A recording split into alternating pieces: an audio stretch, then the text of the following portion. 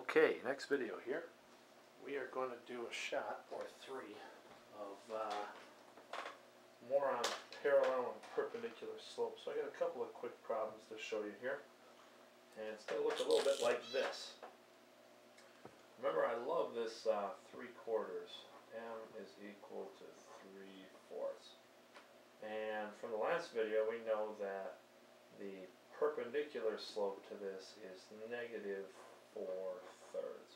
So if I have an equation with our 3/4, y is equal to, say, 3/4 x plus 2, and I want an equation of a line parallel to this, or parallel would mean the same slope, so that's going to be y is equal to 3/4 x plus 6. Okay, how about y is equal to 3/4 x plus 10? Yes, as long as I have the same slope right here, same rate of change as the first, then I'm going to be parallel. Now I want to be perpendicular to that. I'm going to say y is equal to, I just write my negative slope in that spot, -4/3 x, I don't know, plus 7. Okay, or y is equal to -4/3 x plus, I don't know, I was born on the 28th, so that'd be the 28. Yeah. These are both perpendicular to this line. They just have a different y-intercept. But these lines will hit. This line rises 3. So it goes 1, 2, 1, 2, 3. And it goes over 4, 1, 2, 3, 4. Whatever. So it goes like this. That line might come through over here, might be over here, might be over there. Whatever. Each of these lines is perpendicular to our original line. So let me go ahead and kick out an example or three for you here, because here's how they love to complicate it for you. Let me actually go back and rewrite that equation. That was y is equal to 3/4 x plus 2. So let's say we have a problem that says perpendicular to this and passing through, let's pick a point. Well, my wife was born in August, so was my son, so I was born in there. Okay, so that's her. 6/8. It's perpendicular to this line right here, and it passes through this point. So I know that I have y equals, and we have our negative reciprocal slope, so it's going to look like this. And it's going to have an x and a b, right? But here's the problem. I have an x right here, and I have a y right here. I just don't know what this number is, you know? Is it -4/3 x plus 10? Is it -4/3 x plus 2, minus 2? What could it be? Well, let's find out. We have to put the 8 in for the y, so that would be 8 is equal to -4/3, and we have to put x as 6 plus b. Well, here's the problem. I see what you're saying. I forgot my fractions. What do I do? Well, it looks like this. So let's go back here. -4/3 times 6 would actually be like times 6/1. This is -24/3. And if I divide that, that's going to be -8/1. So what this really is equal to is a -8. And we're going to put that back over here. So 8 is equal to a -8 plus b.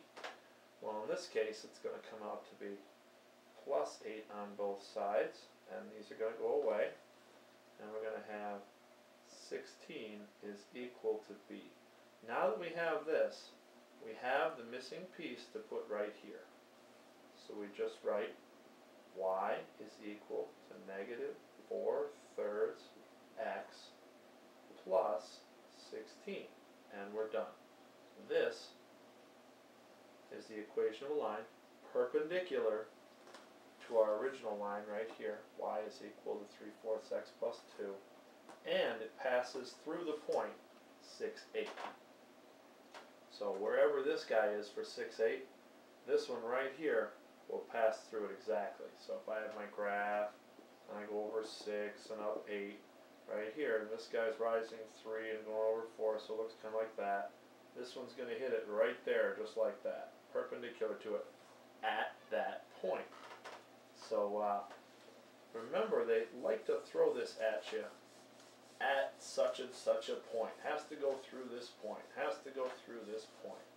So let's say I want a line parallel to this, and that one passes through. Let's just come up with a whole different point, which passes through. Let's call this point, I don't know, 5, 3. Okay, there we go. So, what we have to do is parallel means the same slope. And that means we're going to have a y is equal to 3/4 x plus b. And we know that this part's going to be that way. But I just don't know what the b is. Right here I've got an x, that's 5, and I've got a y, that's 3.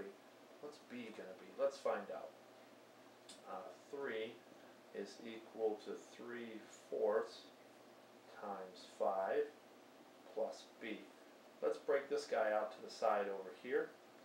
And let's see, 3/4 times 5 is going to be equal to 15 over 4.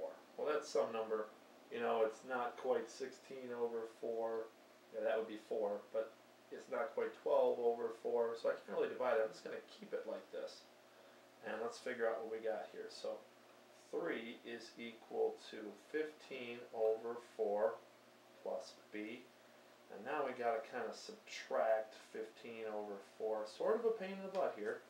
Now I got to put 3. So 3 over 1 is equal to, what's that over 4? There we go. It's equal to 12 over 4. Okay. So now our equation would be 12 over 4 is equal to 15 over 4 plus b. Let's move the 15 over 4 out of this side. Get rid of it here. And 12 minus 15 is going to be negative 3 over 4 is equal to our b. So let's go back and rewrite our equation right here.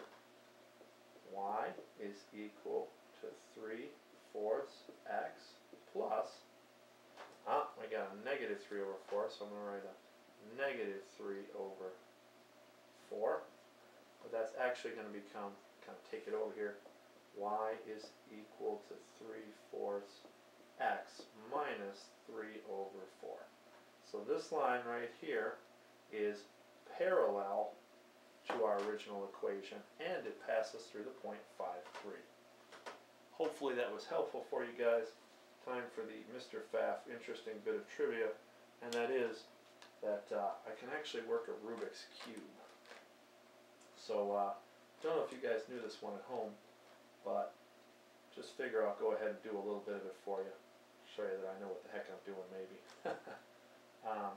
It's been a little bit of a while for me here, but I'm still decent. Lucky for you. And if you actually ask me about this in school, I will bring it in for you and go ahead and do a Rubik's Cube for you in class. So definitely feeling a bit rusty here, but all hope is not lost. And if you ask me about this in class,